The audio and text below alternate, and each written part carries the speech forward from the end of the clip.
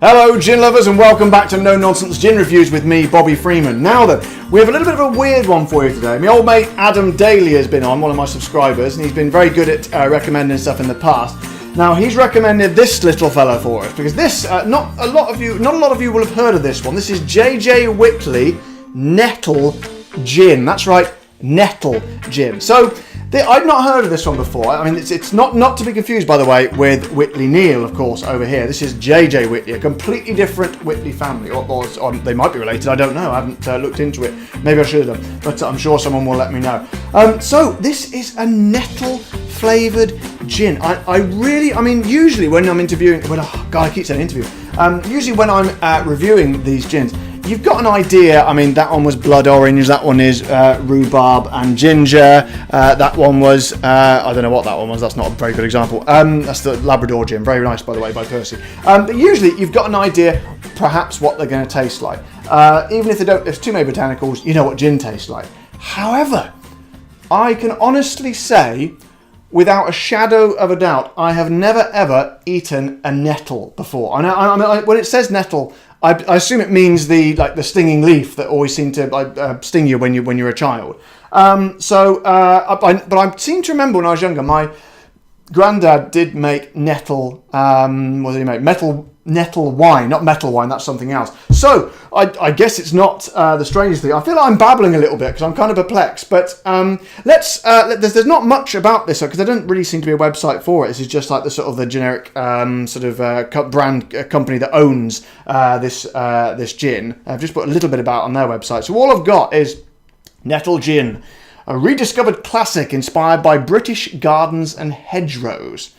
Okay. This is certainly an unusual gin, it certainly is, with delicate flavours, okay. Best with a tonic that isn't overpowering. Well, just normal Fever Tree, I always have the same, I don't think it's particularly overpowering. It has juniper to start, standard, on the nose. On the nose? Then a strong herbaceous punch from the nettles. Blimey, this sounds quite aggressive. Notes of citrus and coriander are bound by delicate sweetness. And that's all we have got about it. So let's just get straight into it, shall we? Because this could go either way. Either it's going to be amazing or it's going to be absolutely foul and undrinkable. So, and it has got a cork, so let's give it a good old cork test, shall we? Has it got the squeak? Jeez, it's tight. Hang on. No squeak at all. Okay, fine. Let's go for the full-on pull. A very pleasing, playful little cork sound. I like that one very much. The cork sounds have been letting me down recently, so thank you straight off, JJ Whitley, for giving us a lovely, excitable cork sound. I like that. So, let's smell the old fella, shall we? Here we go. Oh, wow. That is a very, very unique smelling gin. Oh, do you know what? It smells really nice. Smells really kind of forest, a bit forest fruity, I would say. I was expecting it to smell a bit sort of hedgerowy, a bit like cut grass, cut grass is very nice, but you wouldn't want to, drink it or eat it, would you?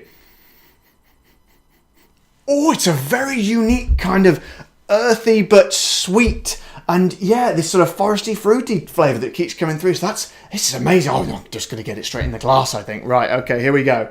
It's not particularly strong, this one. It's 37, I think. 70 cl, 38.6. So yeah, not massively strong. So we can pour a decent one. So that's a little bit in there. Yeah, I reckon about. That should do it. Right, here goes nothing. Cheers.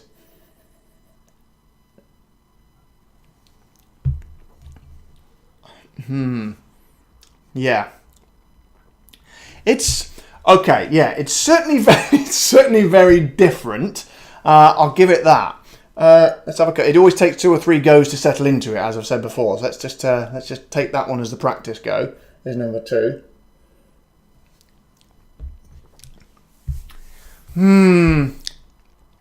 It's a little bit. Oh God, I don't think I like it. It's not thoroughly unpleasant like I thought it might be, but I'll tell you what it is. It's a bit weird. It is a strange tasting gin. Not the worst thing in the world, but do you know what? I've got a feeling it might be one of those ones that's an acquired taste.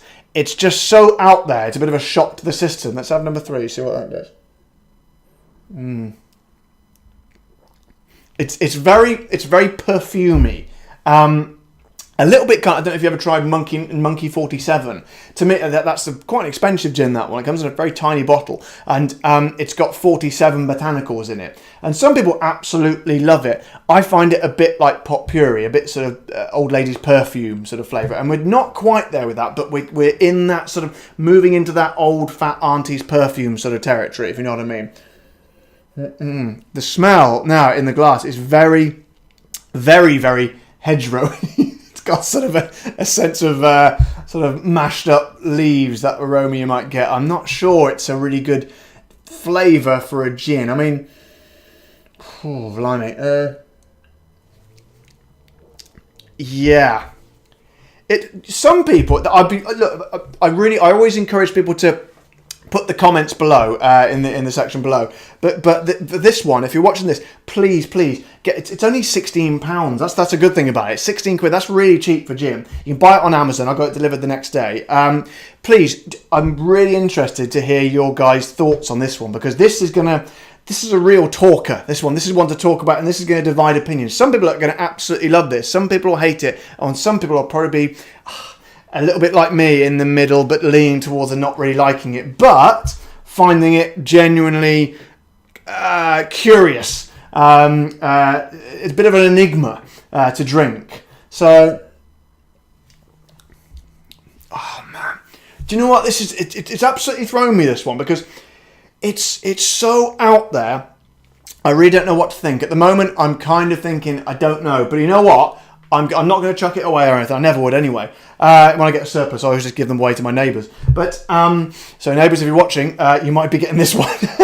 But no, I'm going to give it a few more goes first. But let's try and sort of get a discussion going about this, so we can try and put our fingers on it, what we actually think. Is it a good gin? Is there perhaps something else we can drink it with rather than tonic? Because sometimes a lot of people have been saying about aviation that perhaps you shouldn't drink it with tonic. And I kind of got that, because it is a very different sort of gin. So maybe there's something else we could drink that might improve it or make it better. I feel like something's not quite clicked into place yet with this one. So tell me what you think. Get in touch, and maybe we can do a follow-up video or something, and if we find the right thing to put with it. So, but as I say, £16, about $20. I don't know if you can get it in America or not, but that's so. It's to do to have an experiment like this. It's not too much money to spend if you don't like it, basically. So, and you can always palm it off to your friends and see what they think. So, I'm looking forward to the comments on this one, ladies and gentlemen. This has been JJ Whitley Nettle Gin. Very curious, very strange, not sure what to make of it. I've been Bobby Freeman, and this is No Nonsense Gin Reviews, and I will quite literally see you next time. Bye bye.